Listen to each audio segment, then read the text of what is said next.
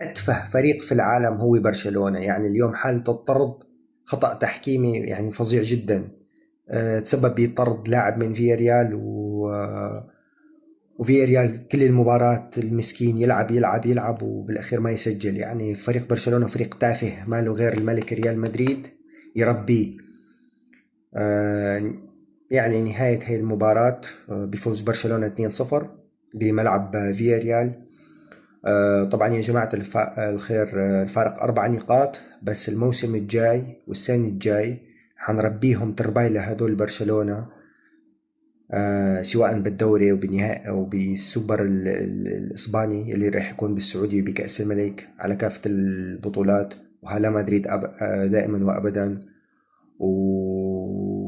ويعني فريق برشلونة فريق تحكيمي هو يشتكي على الريال انه فريق تحكيمي. هو البرشلونة بالاساس فريق تحكيمي، مشتري المباريات ودافع فلوس ويتهم ريال مدريد. ففريق تافه جدا الصراحة. والله العظيم شيء مزعج اليوم اللي صار مع فيريال. على مدريد دائما وابدا.